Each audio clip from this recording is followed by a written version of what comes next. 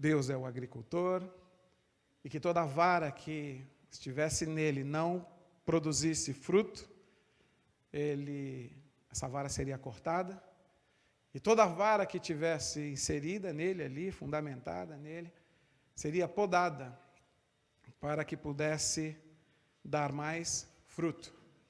E é interessante, quando eu estava semana passada meditando um pouco, interessante que o mesmo instrumento que corta é o mesmo instrumento que poda. E essa poda, ela acontece, às vezes, né, para quem está frutificando, às vezes não entende, peraí, eu estou frutificando, eu estou crescendo, e de repente me veio uma poda, eu diminuo de tamanho, né? Mas é interessante porque o agricultor, que é Deus, é quem cuida, que determina, e ele sabe exatamente o que está fazendo. Como eu vejo lá o Eudes, como eu disse semana passada lá, vai lá, se ajoelha ali, cuida lá da plantação, né, da fazenda, que já está se tornando aquilo ali, né? E aí ele pega a tesoura, e o mesmo instrumento lá ele joga fora, para que continue dando lá aqueles hortifrutigranjeiros orgânicos, né? Eu estou esperando aí de novo aí como é que é o nome daquele negócio lá que faz o suco verde lá? A couve. Eu estou esperando a couve manteiga, a couve para sair de lá. E a gente conversou muito sobre isso semana passada, e a gente entendeu que é inadmissível para o agricultor ter um galho, ter um ramo que não está produzindo fruto, ok? E a gente passeou ali, é que pode, né, um ramo ligado à videira e não produzir fruto, e está recebendo, está desperdiçando toda a vida, e sempre prejudicando, né, o bom andamento ali do corpo. Mas eu estava pensando, não sei se você tem percebido, mas a gente está vivendo dias extremamente assim, difíceis. O que a gente percebe é que são definitivamente os últimos dias. Não existe mais assim firmeza nas coisas. Infidelidade, por exemplo, tem sido uma tônica. A infidelidade a compromissos, a infidelidade de relacionamentos, né? Infidelidade conjugais, infidelidade de amizades. Isso tem sido, parece que é uma coisa que se tornou tão comum, né? Que a gente acaba, parece, sabe, não é assim mesmo, né? Ó vida, ó céus, ó azar, a gente vai se acostumando com esse tipo de coisa. Então a gente vive um tempo de incertezas, de insegurança, de instabilidade, e a gente nota isso claramente estampada no rosto das pessoas que a gente encontra. A gente sai na rua, né? Encontra com pessoas e parece que, sabe, elas estão vivendo esse momento final, esse momento de insegurança total, de incertezas. E isso tem sido muito claro. Por quê? Eu tenho entendido que as pessoas têm deixado de viver com uma convicção. Ok? Tem aberto mão das suas convicções. Hoje em dia, se lança uma dúvida de que da ideologia de gênero, né? Espera aí, Deus fez homem e mulher, macho e fêmea, e agora vem uma nova onda tentando enfiar goela abaixo a questão da ideologia de gêneros. Outro que, não, você precisa se dar bem a qualquer custo, você tem que ser o melhor, você tem que ser autossuficiente. E isso vai, sabe, bombardeando as mentes, e as pessoas passam a viver com essas incertezas. E aí a moda, né, é tendenciosa, a moda lança ali uma moda e todo mundo segue aquela moda, não é assim? Está todo mundo fazendo, então eu vou nessa. É o que acontece lá no Brasil, a gente tem um congresso, né, e a gente não encontra, a gente vai buscando em todas as esferas, os escalões do governo, seja federal, estadual, municipal, né? Até, sei lá, qualquer tipo de governo, vai haver, até no condomínio, né? Talvez até lá na associação de condôminos vai haver essa corrupção absurda que se entranhou no DNA da nossa nação de uma maneira incrível, terrível, e que cheira mal, e que vem prejudicando tantas pessoas, tantas famílias. Rio de Janeiro, por exemplo, desculpe se eu tenho algum carioca aqui, mas é um absurdo ver o que está acontecendo, o nível de violência que tem chegado ali. Todos os dias, praticamente, está morrendo um policial. Todos os dias morre alguém de bala perdida. O exército está lá, a intervenção federal, e não se consegue nenhum avanço, nenhuma mudança.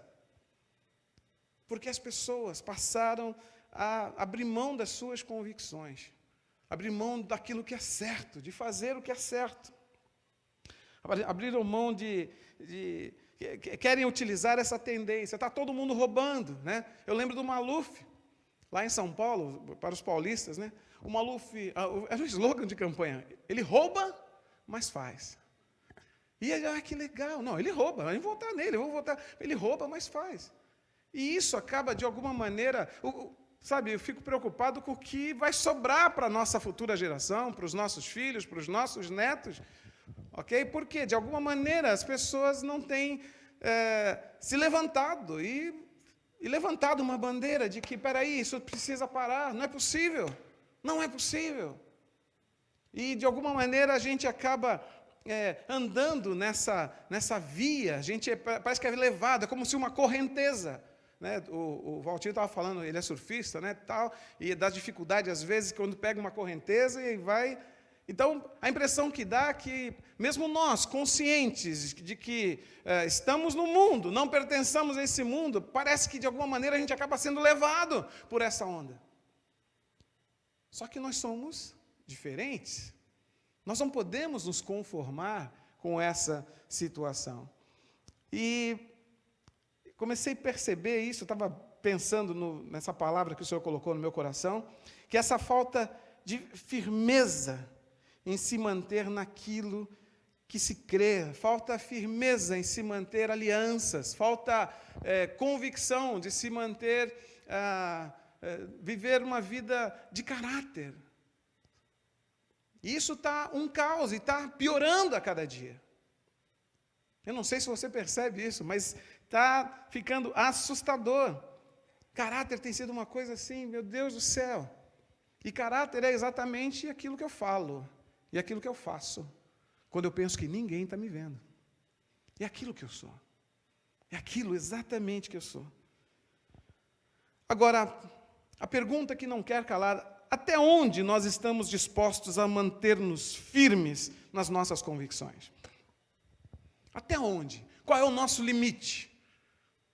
Aonde é o nosso limite? E até onde nós estamos dispostos a nos manter firmes dentro das nossas convicções? Daquilo que cremos de verdade, daquilo que são valores inegociáveis para a nossa vida, como cristãos, como servos de Deus, como chamados por Ele. E quando a gente olha, se eu fui lá no dicionário, eu vi que convicção é uma certeza que vem através de fatos ou razões. É um convencimento. Isso é uma convicção. Convicção é uma certeza que vem através de fatos ou razões. É um convencimento. E a gente tem aprendido que por uma convicção, a gente é capaz de entregar a nossa própria vida. A gente é capaz de morrer por uma convicção. Jesus tinha convicção de quem era, não tinha? Ele não sabia quem ele era? Ele não sabia a sua missão? Ele não tinha plena convicção? Você acha que na vida e obra de Jesus existia alguma dúvida? Ele tinha alguma crise, né, de identidade? Não, ele tinha plena convicção de quem ele era e qual era a sua missão. Filipenses 2:8 diz que ele a si mesmo se humilhou, tornando-se obediente até a morte, e morte de cruz. O limite da obediência, o limite da convicção de Jesus chegou até a morte. Ok? E será que nós, como discípulos, para nós a carga seria um pouco menor? Até que ponto? Qual é o limite? Qual é o limite que nós estamos dispostos a nos manter, a manter-nos firmes nas convicções, na convicção que nós temos acerca dele? Há um texto, que é o texto básico de hoje, Hebreus 10, versos 35 a 39. O escritor aos Hebreus diz assim: por isso não abram mão da confiança que vocês têm. Ela será ricamente recompensada. Vocês precisam perseverar de modo que, quando tiverem feito a vontade de Deus, recebam o que Ele prometeu, pois em breve, muito em breve, aquele que vem virá e não demorará. Mas o meu justo viverá pela fé. Mas o meu justo viverá pela fé. E se retroceder, não me agradarei dele. Nós, porém, não somos dos que retrocedem e são destruídos, mas dos que creem e são salvos. Aleluia, aleluia. Isso me salta aos olhos aqui acerca dessa convicção, gente. Acerca dessa convicção. Acerca, sabe, de que só vai fazer história neste mundo quem anda na contramão da história. Há uma tendência, né, como eu estava falando, de sermos levados, de sermos empurrados, meio de que nós engolamos goela abaixo determinadas coisas, mas convicção não se negocia. Certeza não se negocia. Ainda que nos custe o que tiver que custar, ainda que nos custe até a própria vida. Assim como Ele, como o nosso Senhor, nos deu aqui o exemplo. Ele se humilhou, né, tornando-se obediente, e o limite dessa obediência, a convicção que Ele tinha em obedecer ao Pai, esse limite era até a morte, e a morte mais horrível, horrenda que poderia acontecer. Isso me faz lembrar um filme que foi lançado o ano passado, e que eu acho que eu assisti esse ano, se eu não me engano. Em inglês o nome é Hacksaw Ridge, ou Cume da Montanha, né? Em português, não sei quantos assistiram, Até o Último Homem. Quem assistiu esse filme já? Aqui, vários irmãos. É um filme que foi dirigido pelo Mel Gibson, e conta aí uma história verídica, e eu fiquei apaixonado por isso. Apaixonado pela história de um jovem soldado americano chamado Desmond Doss. E isso aconteceu durante a Segunda Guerra Mundial. Eu queria, não sei se dá para passar isso, vê se consegue pôr para mim. Não sei se vocês vão conseguir.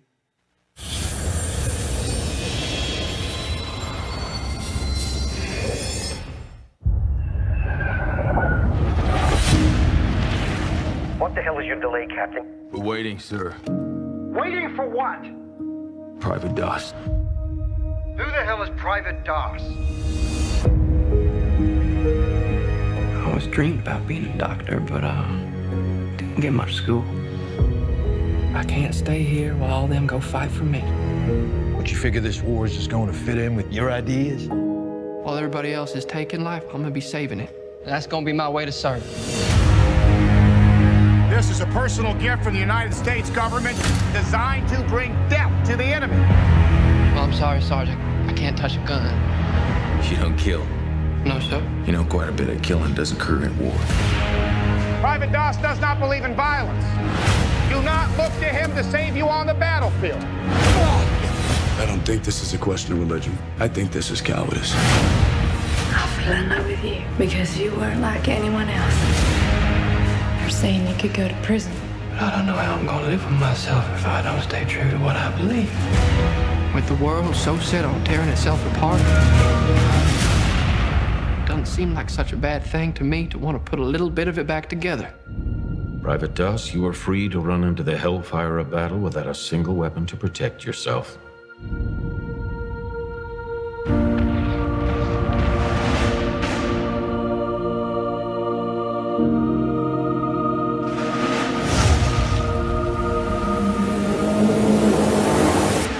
I'm gonna get you home. There's something you gotta see.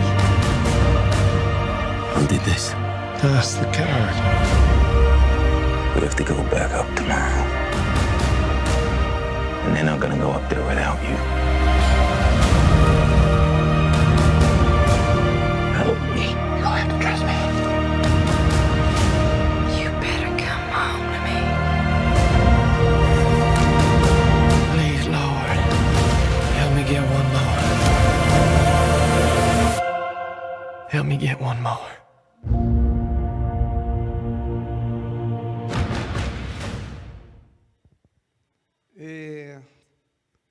Esse filme é muito emocionante. É uma história verídica de um jovem soldado, né, que decidiu ir para a guerra, porém ele tinha uma convicção. Por ser cristão, ele não queria matar. E como é que você vai para uma guerra sem que você, ao menos, leve uma arma para se defender, ou leve uma arma para proteger os seus amigos? E ele decidiu que ele não queria ir para matar. Era contra os seus princípios, contra a sua fé. Mas ele queria ir para salvar vidas. Ele queria ir como um médico. Mas mesmo indo como um médico, ele precisava, segundo os conceitos da época do próprio exército americano, ele precisava empunhar uma arma. Isso é comum, é via de regra, sempre foi. E é interessante que ele não abriu mão disso. E é interessante que quando você começa a assistir o filme, isso é uma história verídica, o escritor do filme, o homem que fez toda a parte de roteiro do filme, ele excluiu partes que ele achou extremamente difíceis demais de acreditar, apesar de ter as provas suficientes de que era verdade. O fato, por exemplo, de ele estar totalmente ferido, sabe, numa maca e sendo ajudado, porque foi lançada uma granada, não sei se vocês viram, foi lançada uma granada, e ele conseguiu dar um chute na granada, para que os companheiros dele não morressem, né?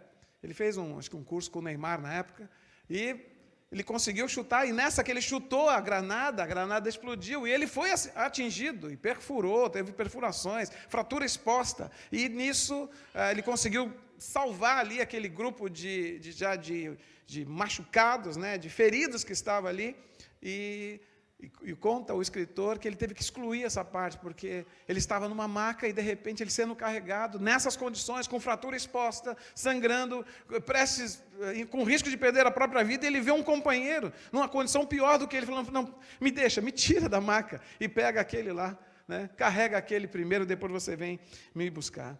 E é interessante que ele, durante o treinamento, ele acabou, né, sendo ridicularizado, hostilizado pelos companheiros. O tenente que tomava conta, que comandava ali aquele pelotão no treinamento, meio que tentava lançar os próprios companheiros contra ele, falava assim, olha, se a sua vida estiver dependendo desse cara, desse covarde, você vai morrer, porque ele não pega em arma.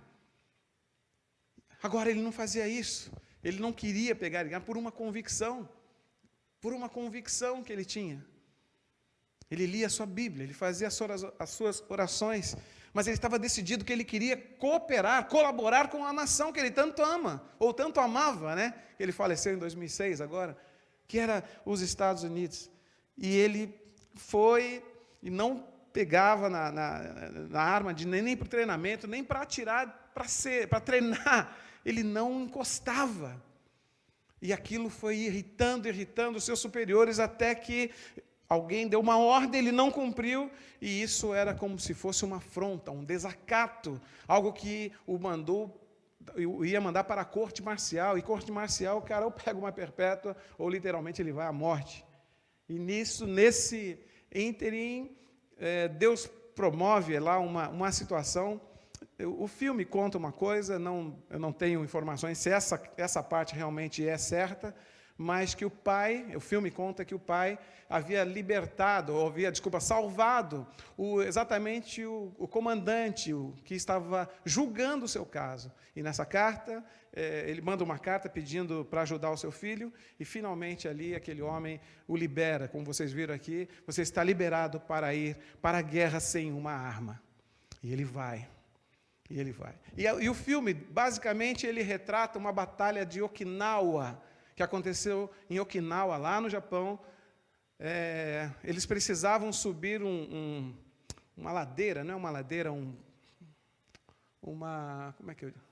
penhasco, exatamente, um penhasco que tinha 120 metros. Eles colocaram as cordas, subiram, e quando chegaram lá em cima, esse pelotão, basicamente 75 homens foram alvejados ali. Foi quase uma carnificina. E aí eles bateram em retirada, e o Dawson, né, o Desmond, não sabia o Doss, né? O Desmond não sabia o que fazer. O que eu estou fazendo aqui agora, sem uma arma, no meio de uma situação como aquela? E aí escureceu, e ele começa, então, ele entendeu, não, eu vou salvar. Minha função aqui é salvar, e eu vou salvar. E ele convicto, ele conseguiu, durante aquele período, dizem lá o escritor, que ele conseguiu salvar 75 companheiros, 75 soldados feridos, sozinho. Descer numa maca improvisada, num penhasco de 120 metros de altura. E aí ele era ridicularizado, era covarde, chegou a ser preso, como vocês, alguns que já assistiram esse filme, né, ou sabem da história. Não liberaram ele para ir no seu próprio casamento, que estava marcado, ele ficou preso, a menina lá, a noiva esperando lá na igreja, e ele preso por causa da sua convicção. Porque ele não queria negociar um só milímetro. Ele podia, de repente, não, fazer o seguinte, vou pegar aqui e depois continuar. Talvez nós pensássemos isso, mas ele havia assumido um compromisso, uma convicção de não negociar a sua verdade, a convicção que ele tinha de não pegar em armas. É uma decisão que ele tomou diante de Deus. E Deus o honrou. E o Senhor o honrou. Que esse covarde, é interessante que depois, a primeira cena aqui do trailer, mostra todo um pelotão, e ele à parte ali orando. E o comandante, como é que é? Não vão subir? Não, estamos esperando. Sobrando quem? O soldado raso, né? O pracinha. O que ele está fazendo? Não, ele está orando. O quê? Né? Porque os soldados, os companheiros ridicularizaram, que espancaram ele, que humilharam ele, que não queriam saber, que o chamavam de covarde, que o cuspiam na cara dele, que lhe deram surras, que massacraram ele. Não queriam mais ir para a guerra se ele não estivesse junto. E por conta dessa bravura, por conta dessa disposição, esse homem foi condecorado com a mais alta condecoração aqui nos Estados Unidos, de bravura, né, de coragem, porque ele...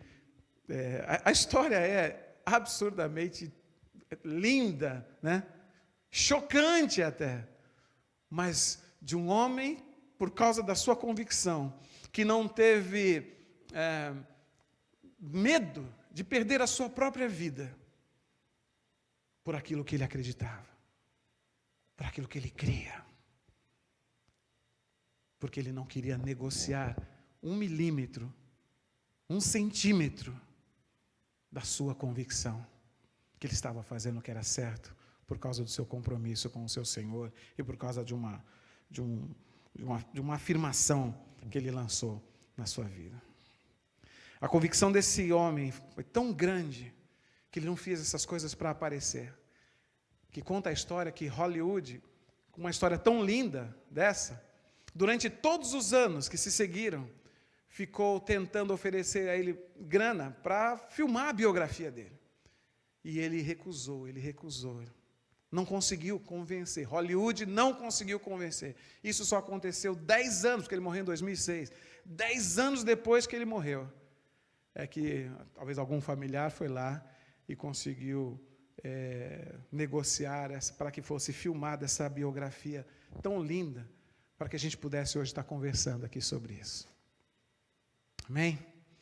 Então, quando fala de convicção, isso me saltou aos olhos, isso me chocou. Eu falei, meu Deus do céu, um jovem com a vida toda pela frente, com tantos planos, sonhos, uma namorada bonita, sabe, cheio de vida, cheio de saúde, e de repente não abre mão e coloca a sua vida em risco, coloca a sua vida, não teve a sua vida como preciosa, por causa da convicção, da certeza, do que ele cria.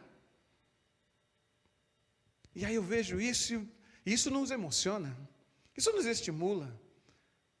Agora, o fato dele não querer, eu achei isso foi muito interessante, ele morreu aos 87 anos, e o fato dele não querer que a sua vida fosse filmada, e que Hollywood, é porque ele entendeu que isso era uma coisa comum, que eu e você que somos cristãos, não deveria ser uma coisa extraordinária para as nossas vidas. Isso deveria ser o meu dia a dia. Vocês estão me entendendo? Isso deve ser a minha caminhada diária, eu viver por uma convicção, eu caminhar por uma convicção que tenho nele, e não ser levado, sabe, por qualquer moda, por tendências. Só faz história quem anda na contramão dessa história. E nós estamos aqui para fazer história. Somos pessoas normais, ordinárias, para fazer coisas extraordinárias por causa dele. Vocês estão me entendendo? Amém? Interessante isso. E quando eu olho para a história inspiradora desse garoto, desse jovem, eu vejo isso como um modelo para a minha vida e para a sua vida. Até que ponto? Qual é o ponto? Qual é o limite da convicção que você tem mantido na sua vida? Até que ponto você está disposto? Tem gente que abre mão por pouca coisa, que se vende por pouca coisa. Que as lutas, que as aflições, eu acredito que nada que nós possamos vivenciar nos dias de hoje se compara ao que esse garoto passou, ao que esse jovem passou. Então não há desculpa, vocês estão me entendendo? Eu preciso fazer diferença, eu não posso, por exemplo, aceitar a minha família derrotada. Eu não posso aceitar a minha família desunida. Eu preciso ter a convicção que eu e a minha casa vamos servir ao Senhor. Isso é promessa dele. Eu preciso ter a convicção que o meu lar tem que ser um lar de paz, um lar de presença dele. Que deve haver unidade na família, no casal. Eu não posso abrir mão dessas convicções. Independente que o mundo tenha dito, que o mundo esteja tentando enfiar goela abaixo, acerca de um novo posicionamento, de um novo conceito. Mas o nosso conceito, a nossa convicção está fundamentada na palavra do Senhor. Está fundamentada em Cristo, nele. Ele é o nosso dono, ele é o nosso modelo. Ele é a nossa vida. E uma frase que ele disse: eu não sei como eu vou viver se não defender aquilo que eu acredito. Eu não sei como viver se eu não defender aquilo que eu acredito. E tem gente que consegue viver assim. E vive uma mentira. E vive uma vida, sabe, vazia, uma vida de derrota, uma vida triste.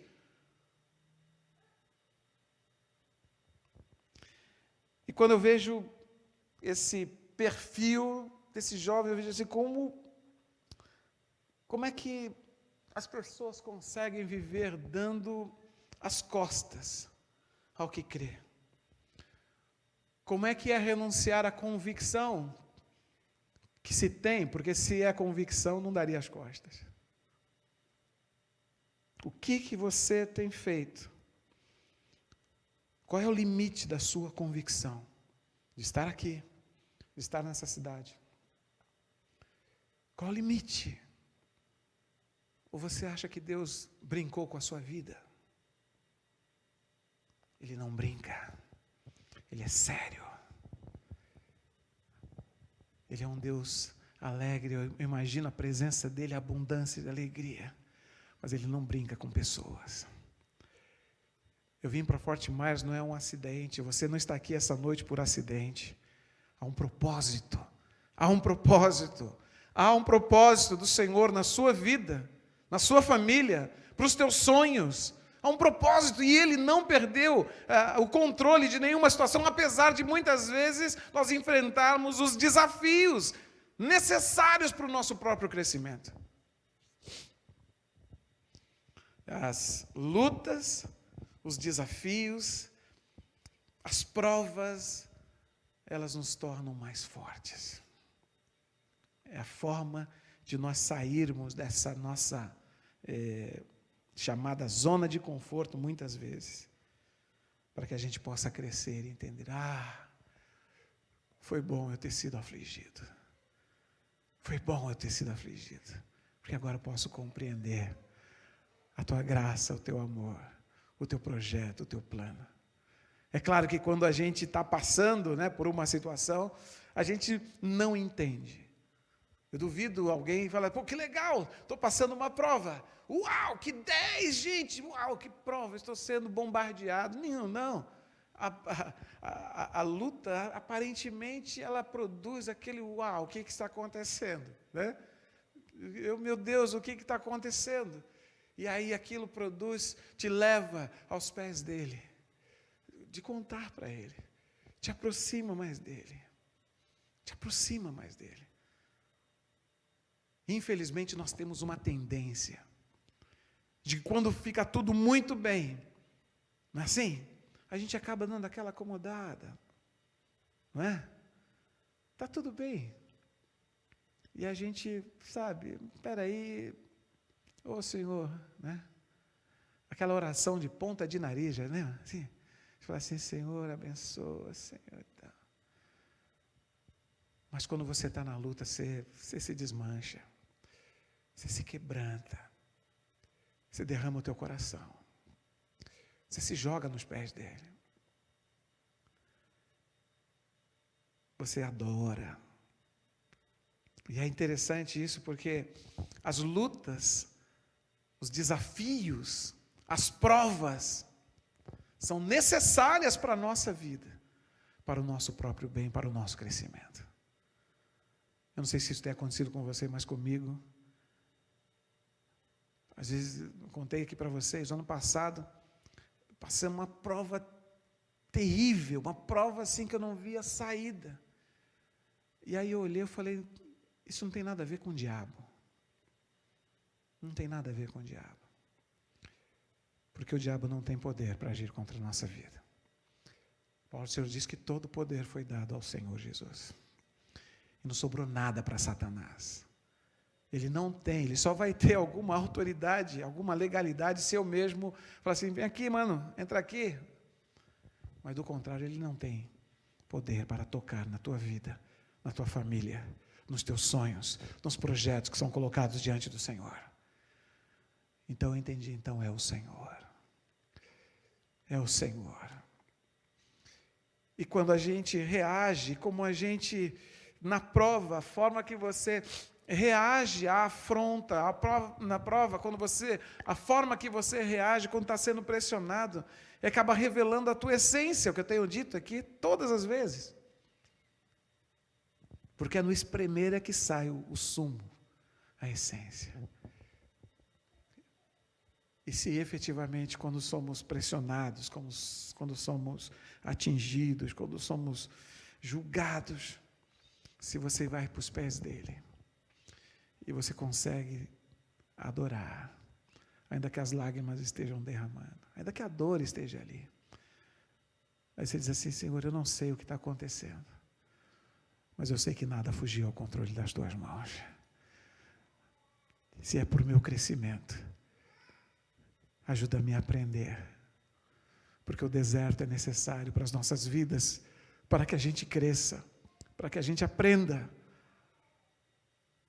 Eu fico impressionado com Israel, uma jornada de 40 anos que hoje seria feita em 40 dias a pé. 40 dias. Eles demoraram 40 anos, porque não entenderam. Mas convicção, o que é necessário?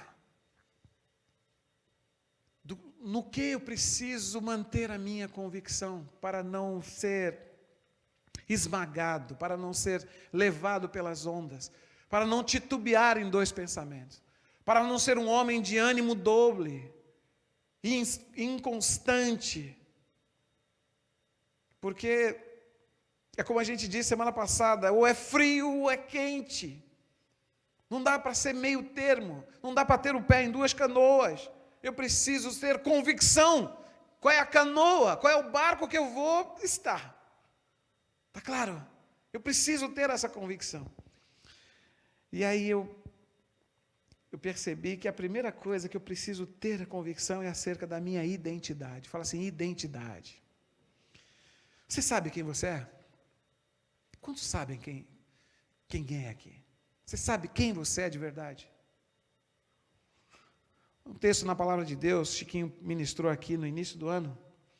1 de Pedro 2:9, a primeira parte do versículo diz: vocês, porém, são geração, sacerdócio, nação, povo exclusivo de Deus.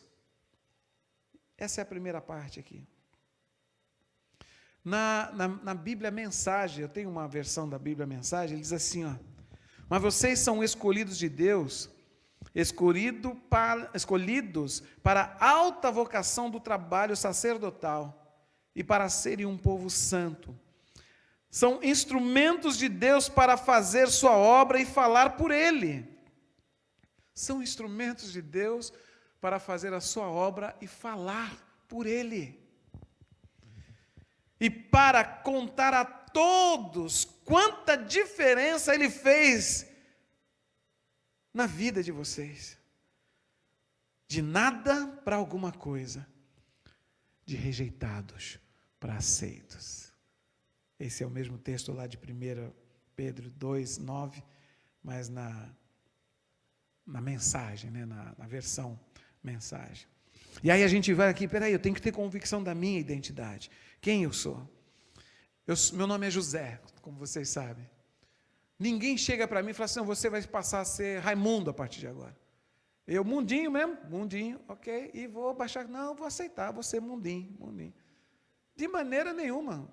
Alguém consegue chegar para você e te convencer, não, você vai chamar Selma, ok?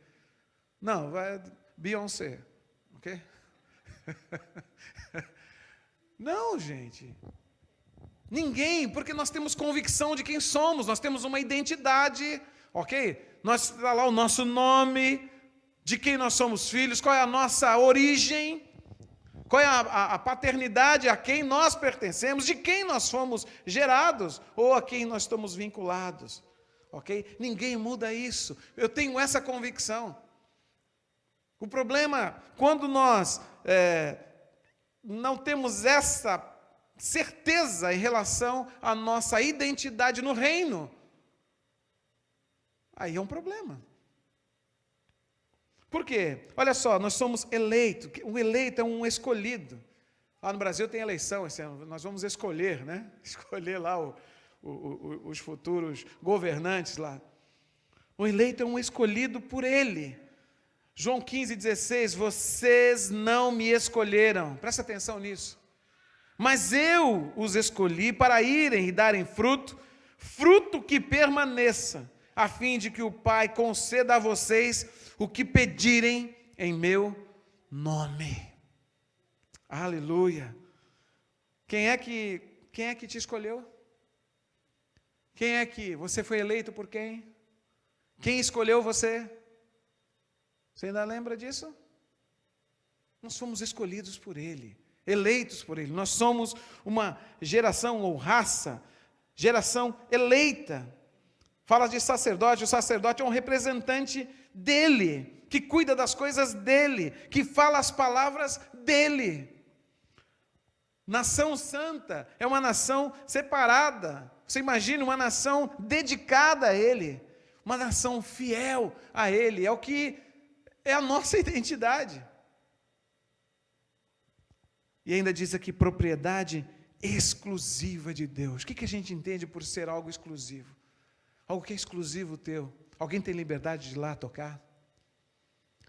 O Eudes tem o carro dele lá, né? O Eudes pensa, fala assim, liga. Ele vai lá e liga o carro, né? Sozinho, assim, né? Mas é dele. Ninguém tem autoridade, ok, de ir lá e falar, sem a permissão dele, lá, enfiar a mão no bolso dele e tal. Não. E quando eu vejo assim que nós somos propriedade exclusiva de Deus, é que ninguém pode nos tocar. Deixa eu repetir. Ninguém pode nos tocar, porque nós somos exclusivo dele. Dele. Pertencemos a ele. Aleluia. Glória a Jesus. Essa primeira verdade, eu preciso ter essa convicção de quem eu sou. E quantas pessoas têm tido dúvida em relação a isso, não têm a convicção acerca da sua própria identidade, porque quando eu sei quem eu sou, quando eu tenho convicção de quem eu sou aqui dentro, não há situação, desafio ou adversidade que irá mudar esta minha verdade. Está claro isso? Vocês estão entendendo?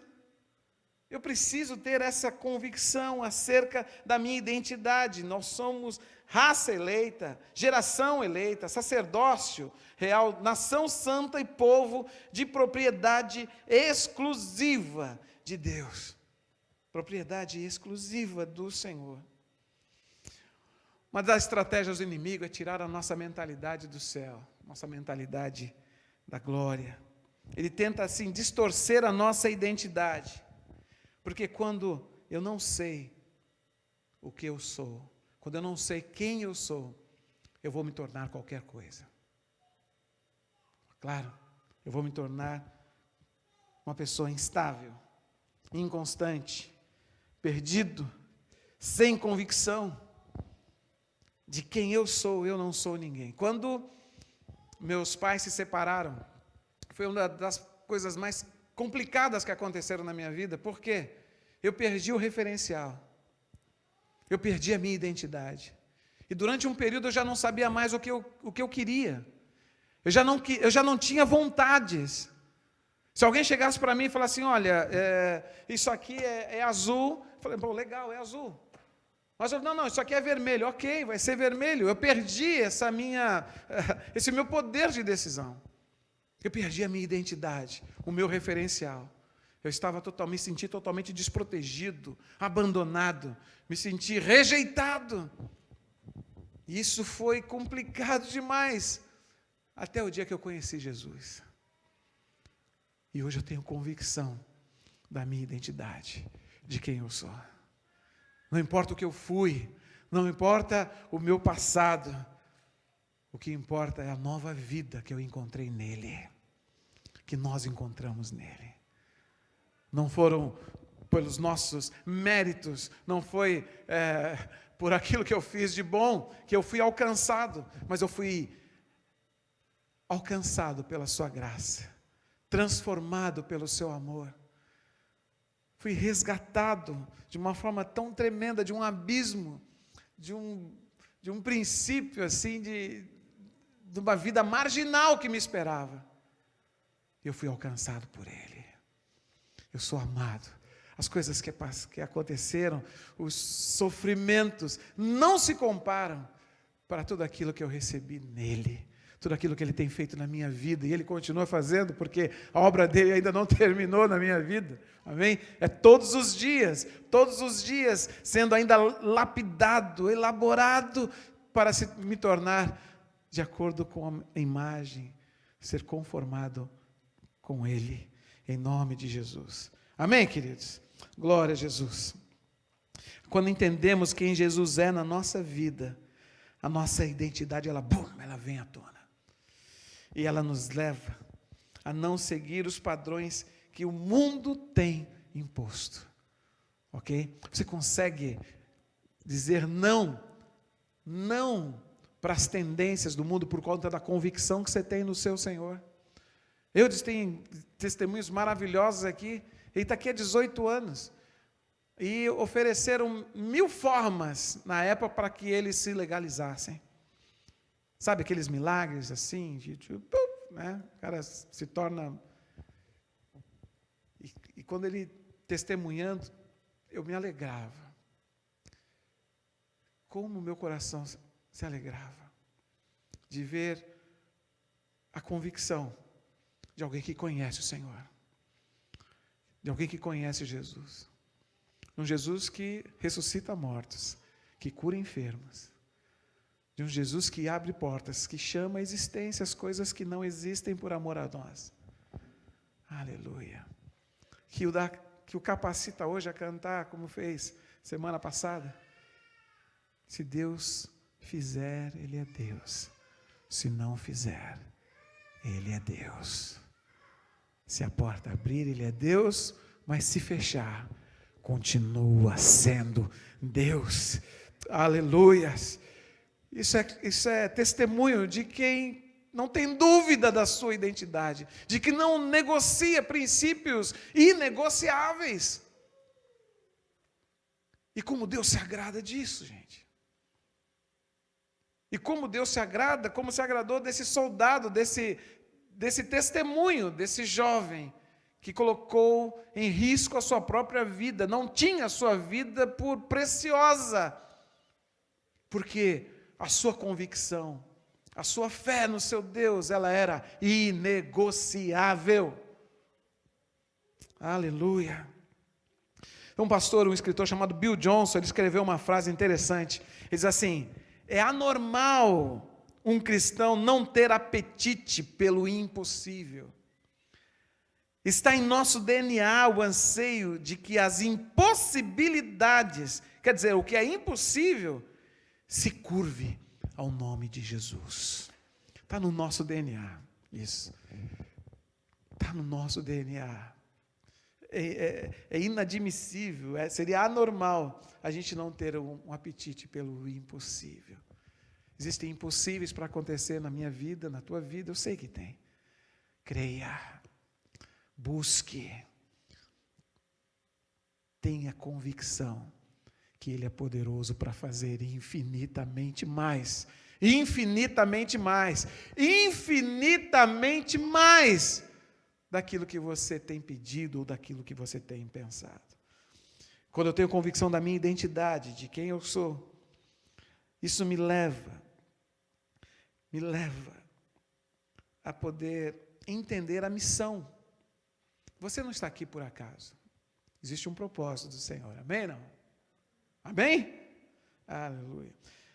Então, primeiro, quando eu tenho convicção da minha missão, quando eu tenho convicção da minha identidade, eu não tenho dúvidas em relação à minha missão. Nós lemos sexta-feira um texto lá em 2 Coríntios 5:20, e ele diz assim: portanto, nós somos embaixadores de Cristo, como se Deus estivesse falando ou fazendo o seu apelo por nosso intermédio. Por amor a Cristo suplicamos, reconciliem-se com Deus. A segunda parte do versículo que nós lemos também, de 1 Pedro 2:9, a parte B, fala que a nossa missão é anunciar as virtudes, ou o poder daquele que nos chamou das trevas para a sua maravilhosa luz. Amém? É interessante que a gente falou na sexta-feira que nós somos o quê? Embaixadores. Você ainda crê nisso? O que é um embaixador? O embaixador é um representante legal. A minha missão está fundamentada como embaixador de Cristo na minha obediência. Eu estou submisso à autoridade e à palavra desse rei. Amém? A gente representa um rei que é Cristo. A gente representa um reino. E esse reino é um reino de justiça, um reino de equidade. Um reino justo. A gente representa o que é uma bandeira, que ela tem o seu símbolo na fé. porque nós caminhamos nesta dependência dele pela fé. É a bandeira que nós representamos aqui. E a gente também tem um idioma. E sabe qual é o idioma desse reino que nós representamos? O idioma é o amor. Esse amor com que nós somos amados. Esse amor que nós não conseguimos explicar. A gente é assim, o embaixador ele é investido de uma autoridade, com a mesma autoridade dele, do rei, para fazer tudo em nome dele, para dizer a palavra que é dele, para fazer as obras dele, para ser um local da manifestação do poder dele, para a gente exercer a diferença nesse mundo tão complicado, nesse mundo que está apodrecendo, para a gente ser sal e luz. Amém, queridos? Marcos 10, 45 diz: pois nem mesmo o Filho do Homem veio para ser servido, mas para servir e dar a sua vida em resgate de muitos. Quantos já tinham ouvido esse texto aqui? Pois nem mesmo o Filho do Homem veio para ser servido, mas para servir, a missão dele, e dar a sua vida em resgate de muitos. Agora, quando eu vou para 1 de João 3:16, eu vejo que nisto conhecemos o que é o amor. Jesus Cristo deu a sua vida por nós, ponto. Não. E nós devemos dar a nossa vida por nossos irmãos. A gente estava falando de comunhão na sexta-feira, né? De unidade. E aí a gente começa a ficar, uau! Mas o que João está querendo dizer aqui, fala do nível de comprometimento que a gente deve ter na questão da unidade, na comunhão uns com os outros. Nós precisamos nos fortalecer, nos apoiar, orar, chorar, se alegrar uns com os outros, exercer na realidade a mutualidade. Amém? É a nossa missão. A missão, na maioria das vezes que nós temos, ela é árdua, ela é dolorida, ok? A missão vai ser dolorosa, porque o próprio Jesus disse acerca das aflições que nós passaríamos aqui. Porém, a nossa convicção e a nossa confiança nele nos capacita a avançar e não negociar, não retroceder naquilo que cremos, de como cremos nele, um só milímetro. Amém? 2 Timóteo, Paulo escrevendo lá, capítulo 1, verso 11 e 12, Paulo diz assim: desse evangelho fui constituído pregador, apóstolo e mestre. Por essa causa também sofro, mas não me envergonho, porque sei em quem tenho crido, e estou bem certo de que ele é poderoso para guardar o que lhe confiei até aquele dia. Aleluia! Jó, sendo provado no nível extremo, aquele Jó, ele diz assim, capítulo 19, 25, eu sei que o meu Redentor vive, e que no fim se levantará sobre a terra. Amém, queridos? São missões, a missão, a convicção. Quando eu tenho convicção da minha identidade, eu não tenho dúvidas acerca do trabalho, da missão, da obra que ele tem confiado a mim. E a gente tem gente próxima a gente aqui, esse trabalho das irmãs aqui, o irmão Paulino, a irmã Lúcia, o Jairo que esteve com a gente recentemente, o pastor Eliel que está viajando, vai ficar quase um mês fora, por uma convicção, colocando em risco a sua própria vida, a sua saúde, por uma convicção. Podia estar aposentado, descansando, passeando com o seu barquinho, ou com o seu veleiro, andando de bicicleta, cortando a grama que ele tanto gosta, mergulhando na piscina que ele tanto sonhou em ter. Mas ele está na África agora. Está lá treinando nativos. Vai ficar esse tempo todo longe de casa, a esposa no Brasil, por uma convicção. Por uma convicção, a gente entrega a nossa própria vida. Aleluia. Esse soldado, ele sabia que a missão dele, ele não negociou, não abriu mão. Ele tinha que ir à guerra, não para matar, mas para salvar vidas. É uma loucura nos dias de hoje.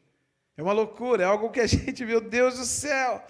Mas ele, acabou se tornando um orgulho para toda a nação dos Estados Unidos, um covarde que se tornou um herói, um desprezado que foi extremamente honrado, que foi honrado e que teve a sua história contada de alguém que não negociou a sua convicção.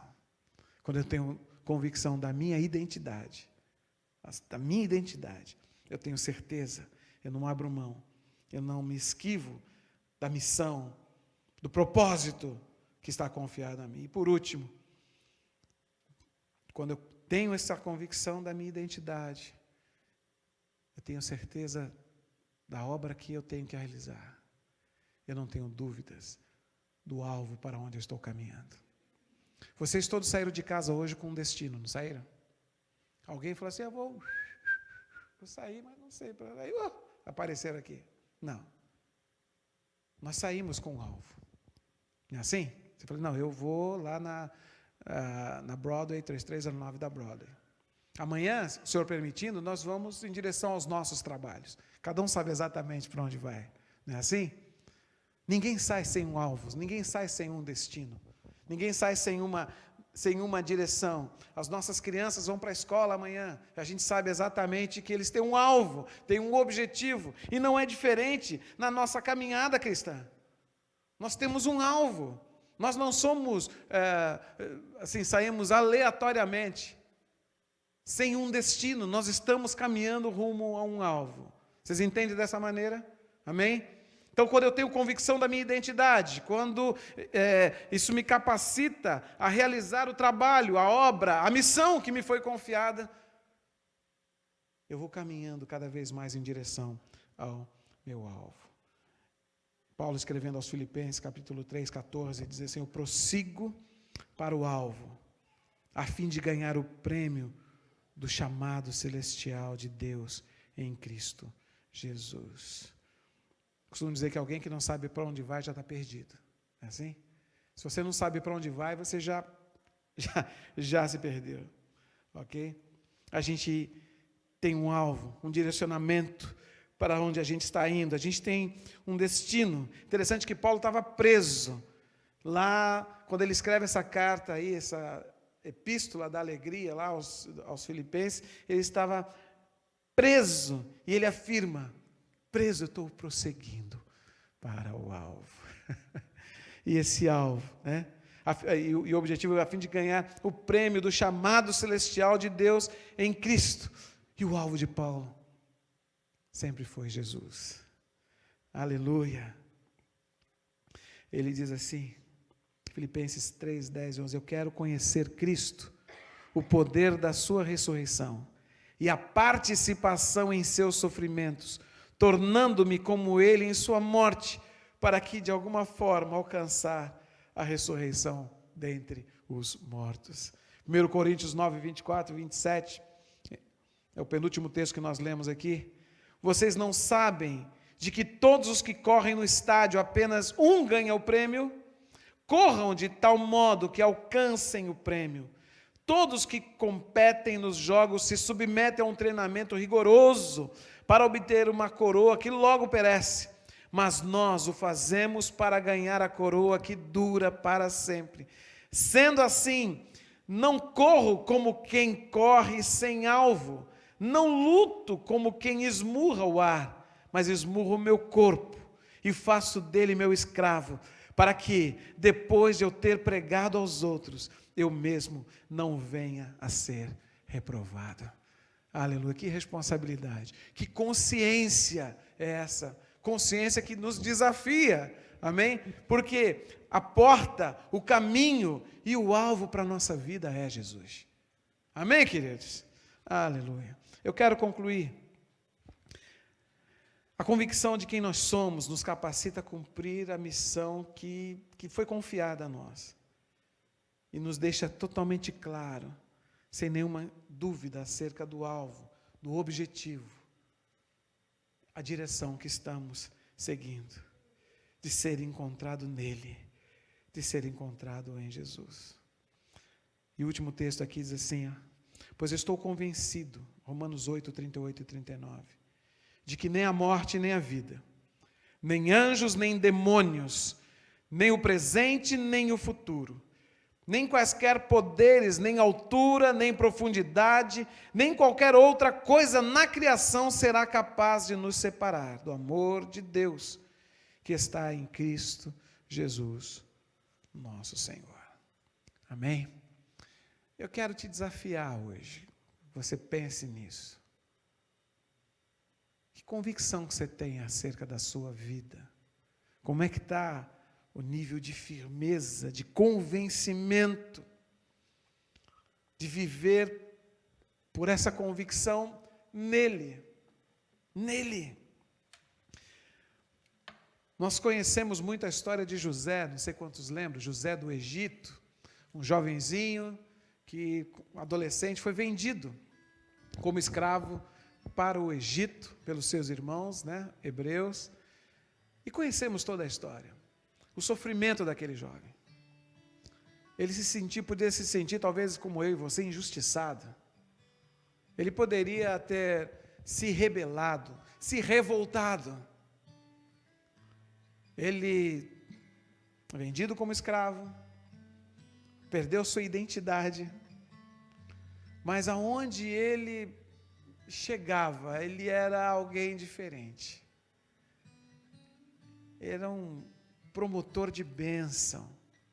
As pessoas se sentiam bem por estar ao lado dele. E era um adolescente, gente, um jovem, que poderia ter se rebelado contra Deus. Como é que é, Deus? Como é que o Senhor permite uma coisa dessa acontecer comigo? Eu, filhinho do papai querido.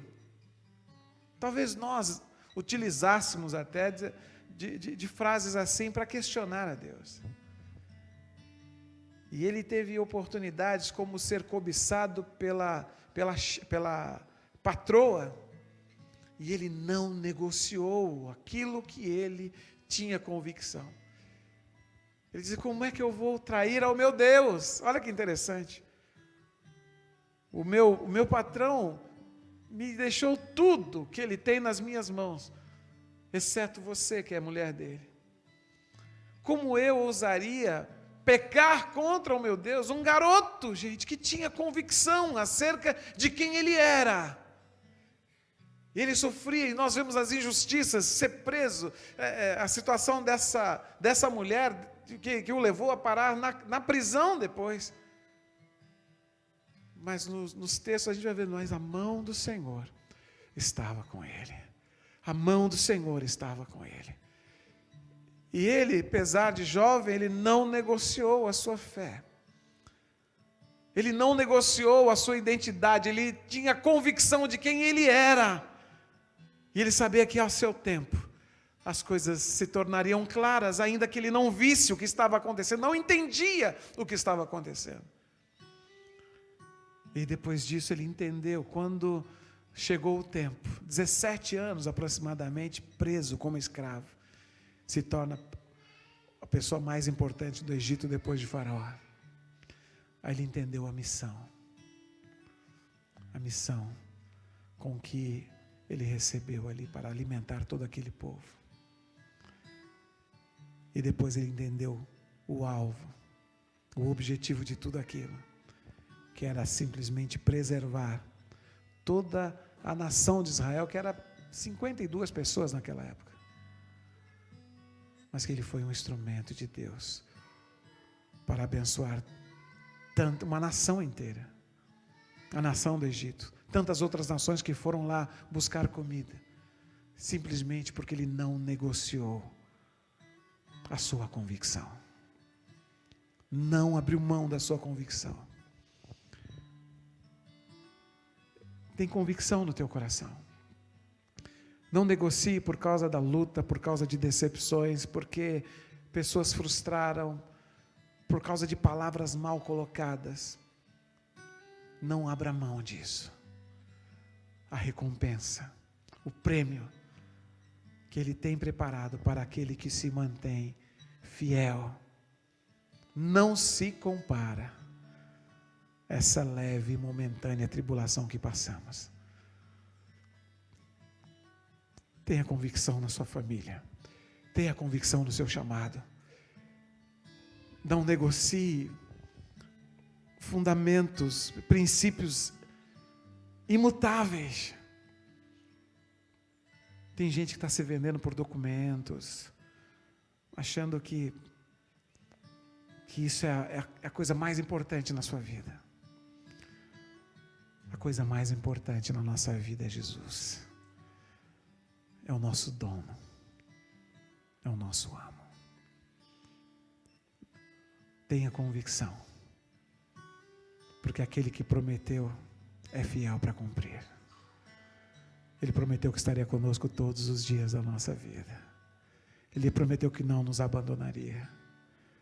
Ele prometeu que, independentemente das lutas que passássemos, que Ele estaria conosco, que Ele nos dirigiria. Mas é necessário a gente ter essa plena convicção da nossa identidade, que nos capacita a realizar a missão, o propósito para que nós fomos chamados, e que nos leva em direção ao alvo, que é para Ele. Nós precisamos ser encontrados nele. Amém, queridos? Amém. Passei um pouquinho da hora aqui. Quero orar com os